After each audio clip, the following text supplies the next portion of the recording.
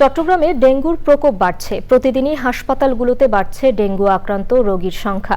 Chittagong general হাসপাতালে আছেন চৌধুরী ফরিদ। ডেঙ্গুর সবশেষ পরিস্থিতি জানতে আমরা সরাসরি সেখানে যাচ্ছি। ফরিদ, হাসপাতালগুলোতে ডেঙ্গু রোগীদের অবস্থা কি এবং আপনি যেখানে আছেন সেখানকার কি অবস্থা?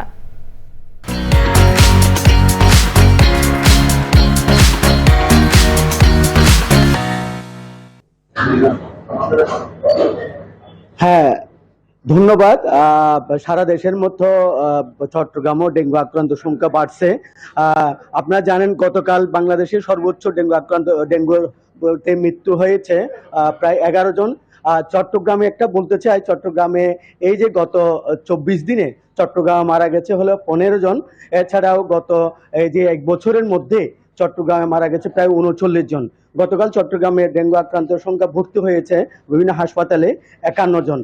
আমি এখন জেনারেল হাসপাতালে আছি। এখন আপনারা দেখতে পাচ্ছেন আমার পাশে চট্টগ্রামের সিভিল সার্জন মহোদয় আছেন। আমি তার কাছ থেকে জানতে চাইবো চট্টগ্রামের ডেঙ্গুর পরিস্থিতি কি এবং উন্নতি কিনা, এবং এছাড়াও তাদের চিকিৎসার ব্যাপারে কি ব্যবস্থা নিচ্ছেন তারা।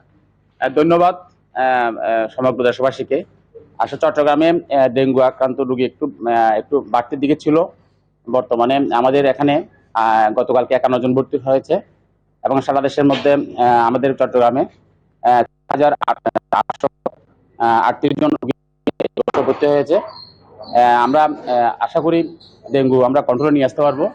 আমাদের মধ্যে এখন এই চট্টগ্রামের যে ঊর্ধ্বগতি হচ্ছে, এটা মূলত হচ্ছে এটা ডেন2 ভ্যারাইটি যেটা আসছে বর্তমানে, সেটা হলো বলা হচ্ছে এটা এক্সপেরি ইন্টারন্যাশনাল এটা একটা গবেষণা চালিয়েছে।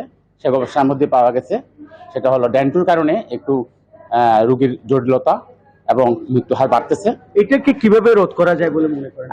আমরা এখন আমাদের মেয়র মহোদয় আসছেন, নতুন মেয়র মহোদয় আসছেন, আমাদের মাননীয় মেয়র মহোদয় সহ আমরা চট্টগ্রাম সিভিল কার্যালয় এবং আমাদের চট্টগ্রামের মেডিকেল কলেজের সহ সবাই মিলে আমরা সম্মিলিত উদ্যোগ নিচ্ছি।